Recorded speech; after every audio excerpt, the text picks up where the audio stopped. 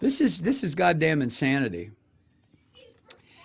Trump, yeah, what Jeff Sessions did was he recused himself right after he became Attorney General. And I said, why didn't you tell me this before? I would have. Then I said, who's your deputy? So his deputy, he hardly knew, and that's Rosenstein, Rod Rosenstein, who's from Baltimore. There are very few Republicans in Baltimore, if any. So he's from Baltimore. Now, we went through a lot of things. We were interviewing replacements at the FBI. Did you know Mueller was one of the people that's being interviewed? Haberman. Well, I did, actually. Trump. He was sitting in that chair. We had a wonderful meeting. Haberman. Day before, right? Schmidt. Did he want the job? Trump. The day before, of course he was up here, and he wanted the job. Haberman. And he made that clear to you? He would have. Trump. So now what happens is he leaves the office. Rosenstein leaves the office. The next day he appointed special counsel. I said, what the hell is this all about? Talk about conflicts. But he was interviewed for the job. There are many other conflicts that I haven't said, but I will at some point. So Jeff Sessions gave me some bad answers. Haberman, you mean at the hearing? Trump. Yeah, he gave some answers that were simple questions and should have been made simple answers, but they weren't. He then becomes Attorney General, and he then announces he's going to recuse himself. Why wouldn't he have told me that before? He was an Attorney General would probably be one reason. How do you before you're appointed, how do you recuse yourself before you're appointed? I'm confused.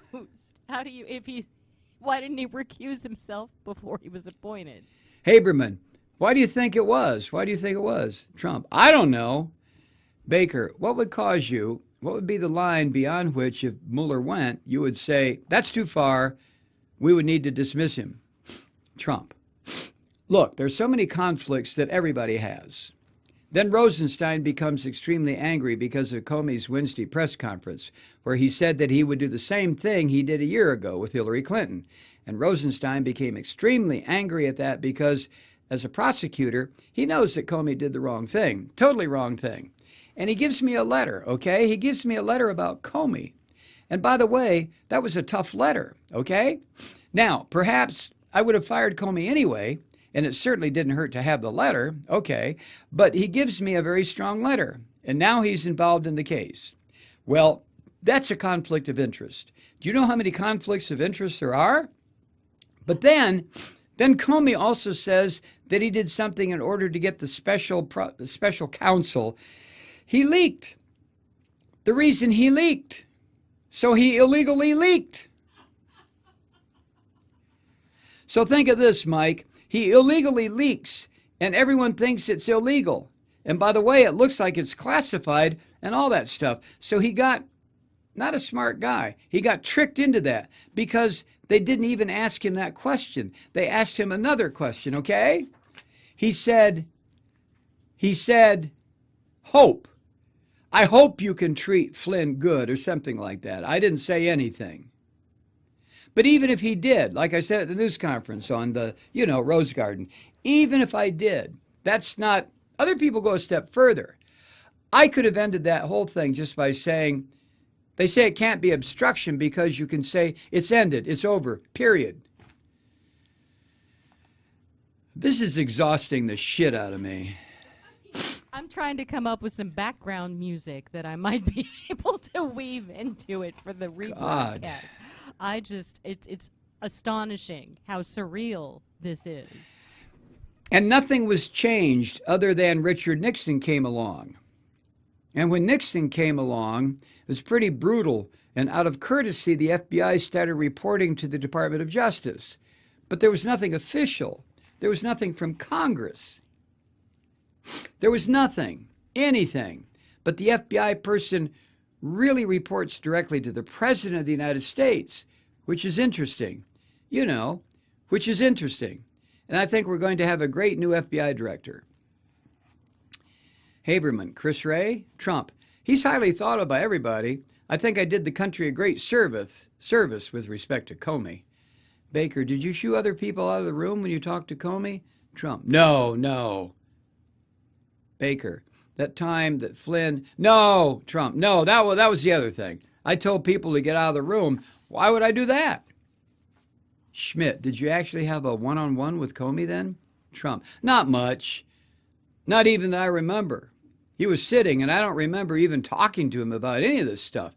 He said, I asked people to go. Look, you look at his testimony. His testimony is loaded up with lies, okay? But people didn't.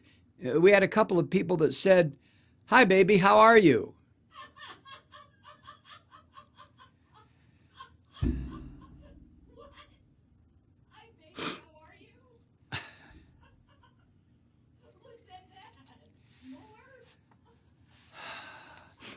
At that point, his granddaughter, Arabella, enters the room with Mommy, the beautiful Ivanka. Hi, Grandpa. Trump. My granddaughter, Arabella, who speaks, say hello to them in Chinese. Kushner. Ni hao. Everybody laughs. Trump. This is Ivanka. You know Ivanka. Ivanka. Hi, how are you? See you later. Just wanted to come say hi. Trump. She's great. She speaks fluent Chinese. She's amazing. Baker. That's very impressive.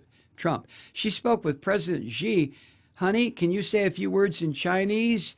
Say like, I love you, Grandpa. Kushner. Wo I ni, Grandpa. Baker. That's great. It's too Trump. bad. She's unbelievable, huh? G20. Good, smart genes. So the bottom line is this. The country's doing well. We are moving forward with a lot of great things. The unemployment is the lowest it's been in 16 years. The stock market is the highest it's ever been. It's up almost 20% since I took office, and we're working hard on health care. The Russian investigation, it's not an investigation. It's not on me. You know, they're looking at a lot of things. Haberman, it's a broad Trump. They're looking at a big picture. Baker, this is why I want to come back to that email, because, like, does it concern you? Let's say that the election didn't change because of anything Russia did, which has been your point, right? Your point, Trump. By the way, it's everybody's point. Baker, right. Your point is that Democrats are trying to use this as an excuse. Fine. But did that email concern you, that the Russian government was trying something to compromise? You know, Peter, I don't look into it very closely, to be honest with you. Baker, okay. Trump, I just heard there was an email requesting a meeting or something. Yeah, requesting a meeting, that they have information on Hillary Clinton. And I said, I mean, this was standard political stuff. Schmidt, did you know at the time that they had the meeting? Trump, no, I don't know anything about the meeting. Schmidt, but you didn't? Trump, it must have been a very important meeting because I never even heard about it. It must have been a very important meeting because I never even heard about it. Haberman, no one told you a word? Nothing? I know we talked about this on the plane a little bit. Trump, no, nobody told me. I didn't know nothing. It's very unimportant. Sounded like a very unimportant meeting.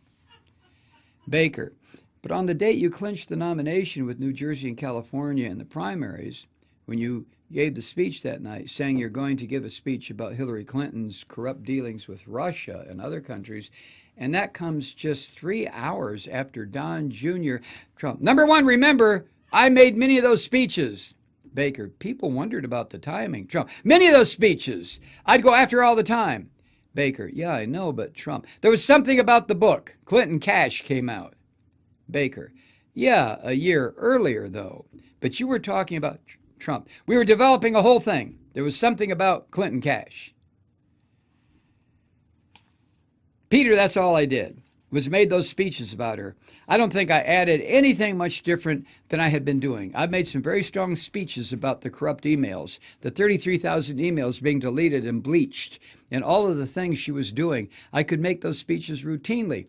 There wasn't much I could say about Hillary Clinton that was worse than that, worse than what I was already saying. Haberman, laughing. I'm sorry. Trump, I mean, I was talking about she deleted and bleached, which nobody does because of the cost. How she got away with that one, I have no idea. 33,000 emails. I talked about the back of the plane. I talked about the uranium deal. I talked about the speech that Russia gave Clinton, 500,000 while she was Secretary of State. The husband. I talked about the back of the plane. Honestly, Peter, I mean, unless somebody said that she shot somebody in the back, there wasn't much I could add to my repertoire. Haberman on Fifth Avenue. I mean, look at what we have now. We have a director of the FBI acting who received $700,000, whose wife received $700,000 from essentially Hillary Clinton because it was through Terry, which is Hillary Clinton. Haberman. This is McCabe's wife, Andrew McCabe's wife, you mean? Trump. McCabe's wife. She got $700,000, and he's at the FBI. I mean, how do you think that? But when you say that, and think about this for a second, I don't think you could give me a whole string of new information. I don't think I could really have, there's only so much. You know, you can say many things. After that, it gets boring, okay? How can it be better than deleting emails after you get a subpoena from the United States Congress? Guys go to jail for that when they delete an email from a civil case. Here, she gets an email from the United States Congress. Baker, should she be prosecuted now? Trump. What? Baker, should she be prosecuted now? Why then should she not be prosecuted now? Trump. I don't want to say that. I mean, I don't want to say. Schmidt. Last thing. Trump, you understand what I mean, Peter? Baker, I know. Trump. I mean, supposing they were able to give me additional, it wouldn't have helped me. I had so much stuff. Schmidt, last thing, if Mueller, Trump, and I could have been better than the stuff I had, obviously, because I won. Schmidt, last thing, if Mueller was looking at your finances and your family finances unrelated to Russia, is that a red line? Haberman, would that be a breach of what his actual charge is? Trump, I would say yeah. I would say yes. By the way, I would say I mean, it's possible there's a condo or something. So, you know, I sell a lot of condo units, and somebody from Russia buys a condo. Who knows? I don't make money from Russia. In fact, I put out a letter saying that I don't make from one of the most highly respected law firms, accounting firms. I don't have buildings in Russia. They said I own buildings in Russia. I don't. They said I made money from Russia. I don't. It's not my thing. I don't do that. Over the years, I've looked at maybe doing a deal in Russia, but never did one. I don't. Other than I held the Miss Universe pageant there 8-9 years ago. Schmidt. But if he was outside that lane, Mueller, would that mean he'd have to go? Haberman, would you consider Trump? No. I think that's a violation. Look, this is about Russia. So I think if he wants to go, my finances are extremely good. My company is an unbelievably successful company. And actually, when I do my filings, people say, man, people have no idea how successful this is. It's a great company. But I don't even think about the company anymore. I think about this. Because one thing, when you do this, companies seem very trivial, okay? I really mean that. They seem very trivial. But I have no income from Russia. I don't do business with Russia. I don't have condos in Russia. The gentleman that you mentioned with his son, two nice people, but basically they brought the Miss Universe pageant to Russia to open up, you know, one of their jobs, perhaps the convention center where it was held. It was a nice evening, and I left, you know. I left Moscow. It wasn't Moscow. It was just outside of Moscow. Haberman, would you fire Mueller if he went outside of certain parameters of what his charge is? Schmidt, what would you do?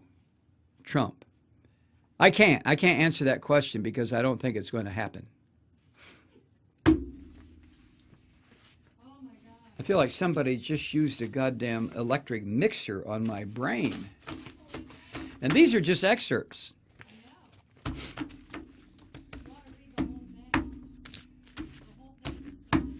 Oh my God. You can find this at nytimes.com if you want to. I don't know why you would, but. Well, that beat the shit out of 45 minutes.